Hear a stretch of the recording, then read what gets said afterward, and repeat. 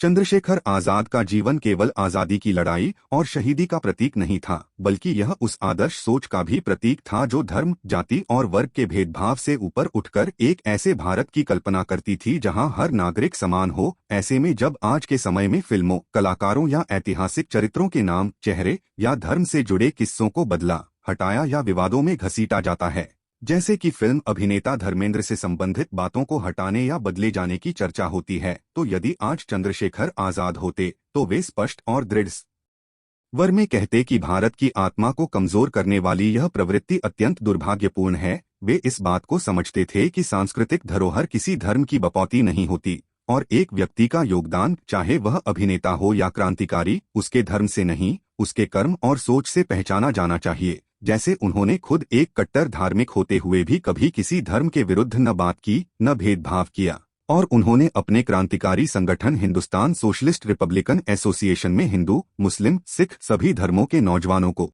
दृष्टि से देखा। भगत सिंह जैसे नास्तिक के साथ भी उनकी क्रांतिकारी दोस्ती थी और अशफाक उल्लाह खां जैसे मुसलमान के साथ भी गहरी आत्मीयता। यही वह धर्मनिरपेक्ष दृष्टिकोण था जो आजाद के हर फैसले में झलकता था। आज जब कुछ तत्व इतिहास को तोड़मरोड़ कर पेश करने की कोशिश करते हैं, या एक अभिनेता के मुस्लिम नाम को लेकर सवाल खड़े करते हैं, या फिर फिल्मों के सीन हटाने की बात करते हैं जो कथित तौर पर धार्मिक भावना को ठेस पहुंचाते हैं, तो आजाद जैसे क्रांतिकारी की सोच हमें याद दिलाती है कि आजादी की लड़ाई की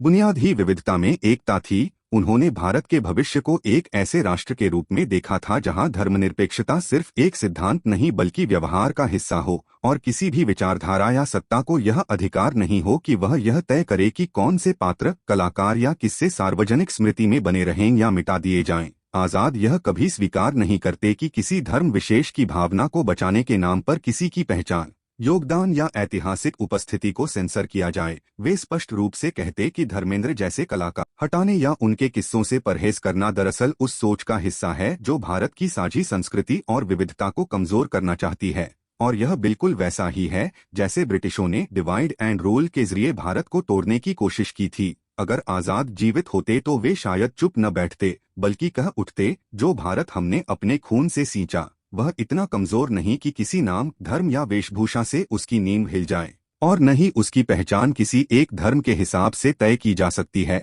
धर्मेंद्र हो या दिलीप कुमार या फिर किसी धर्म या